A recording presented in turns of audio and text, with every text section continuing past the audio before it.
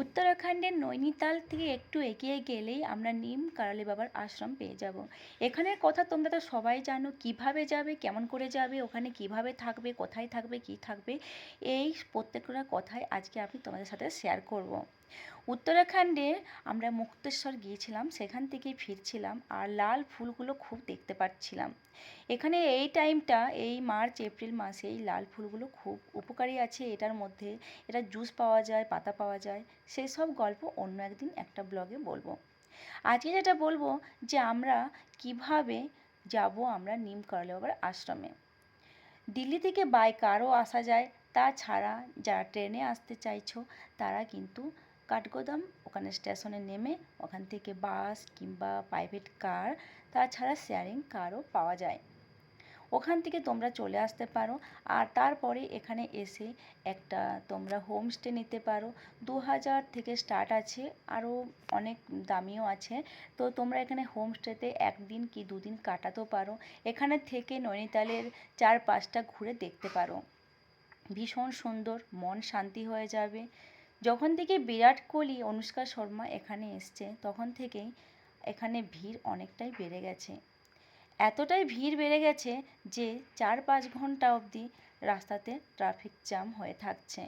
এমনকি এই এতটা ভিড়ের জন্যে মাঝে মাঝে এই আশ্রম মন্দির সব বন্ধ রাখতে বাধ্য হচ্ছে। ওখানে গাড়ি পার্কিং পাওয়াটাও ভীষণ অসুবিধার হয়ে গেছে।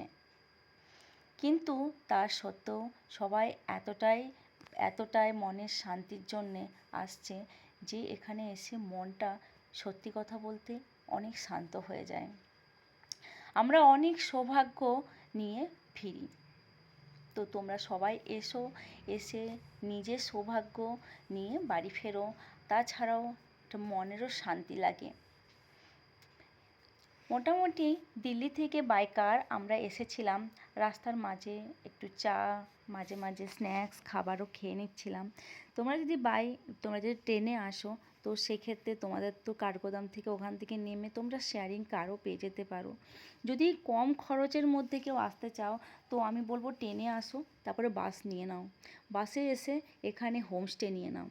তারপরে এখানে স্কুটি নিয়ে চারদিকে ঘুরে দেখে নাও। তোমাদের যখন মনে হবে যে আমার এই টাইমটা ফাঁকা আছে, তখনই তোমরা কিন্তু ওই আশ্রমের মধ্যে যাবে। কেননা সারাটা দিন এতটাই ভিড় থাকে, সকাল দিকটা একটু হলেও কম থাকবে।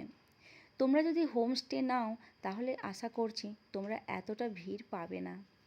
তাছাড়া ওখানে সন্ধ্যা আরতি, সকালের আরতি এইগুলো তোমরা দেখতে পারবে যদি হোমস্টেতে থাকো।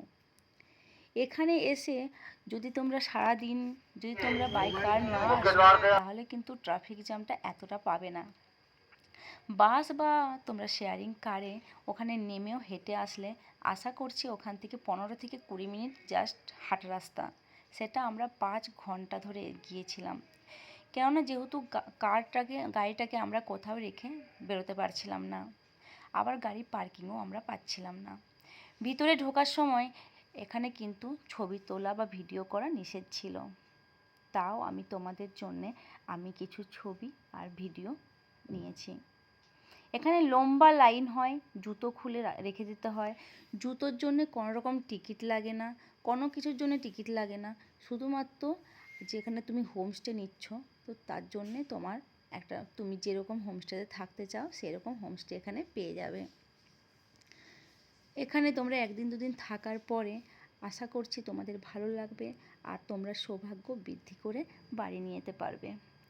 চারদিকে পাহাড় দিয়ে ঘেরা, দেখতে পাচ্ছ কি সুন্দর জঙ্গল, সুন্দর পাহাড় দিয়ে ঘেরা, তার মধ্যে এই আশ্রম। কত মানুষের সমাগম। আগে কিন্তু এত লোক এখানে আসতো না। এখানে ড্রাইভার দাদারা বলছে যে আগে যদি মানুষকে বলতাম যে চলুন এখানে একটা আশ্রম আছে, এখানে একটা মন্দির আছে, তো বলতো না না যাব না, এতটা পাত্তাই দিত না।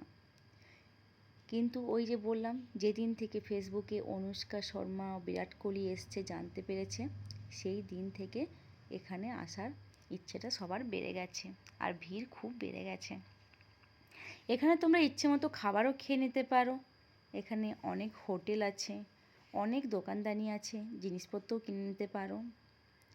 এই হলো আমার হোমস্টে। আমার হোমস্টে থেকে এর ভিউ এতটাই সুন্দর যে তোমরা যদি এখানে 2-3 দিন থাকো, যদি আর বাড়ি থেকে নাও বেরো রুম থেকে, তাহলেও কিন্তু তোমাদের খারাপ লাগবে না, ভীষণ ভালো লাগবে। এই দেখো এতটাই সুন্দর, ভীষণ সুন্দর। তো তোমরা এসো, এসে থাকো, আর তোমরা নিজেদের সৌভাগ্য বৃদ্ধি করো, মনের শান্তি নিয়ে বাড়ি ফেরো। কেমন লাগলো অবশ্যই জানিও।